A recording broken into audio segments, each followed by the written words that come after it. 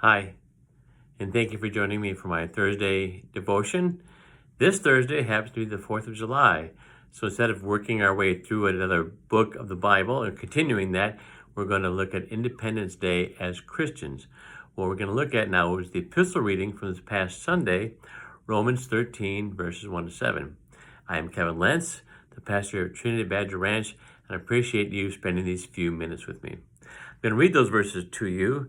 And they read, "Everyone must submit himself to the governing authorities, for there is no authority except that which God has established. The authorities that exist have been established by God.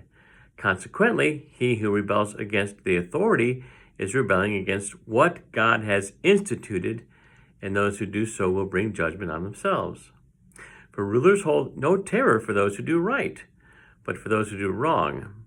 Do you want to be free from fear of the one who is in authority? Then do what is right, and he will commend you, for he is God's servant to do you good. But if you do wrong, be afraid, for he does not bear the sword for nothing.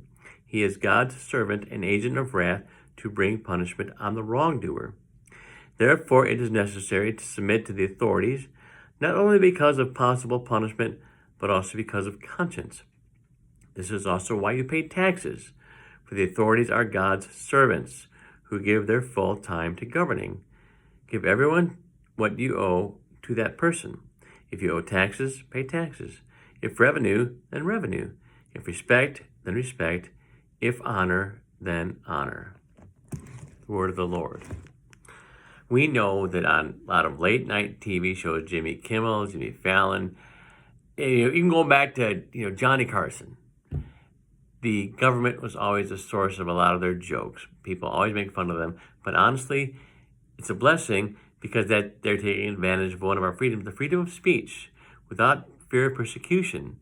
So we can do those kinds of things, poke fun at the leaders. However, this is St. Paul, who writes the book of Romans, is saying that God's people will respect the authority in place. I'm not saying God put in charge this leader or that leader over time, but God allowed us to put into place a government, use our skills, our wisdom, our knowledge to make it work. And so God allows us to have political leaders. And so we should honor them because of just what we hear there in Romans chapter 13. Also, the fourth commandment is honor your father and mother. That means respect all authority, not just mom and dad, but all those who are over you should be receiving honor, glory, credit, respect, everything we can give them. Like I said here, if you owe taxes, pay taxes. If revenue, pay revenue. If respect, then give respect. Things along those kinds of lines.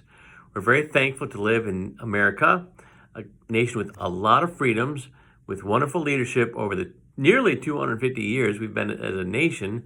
So we give thanks for all of that. And we understand that as God's people, we are Christians first.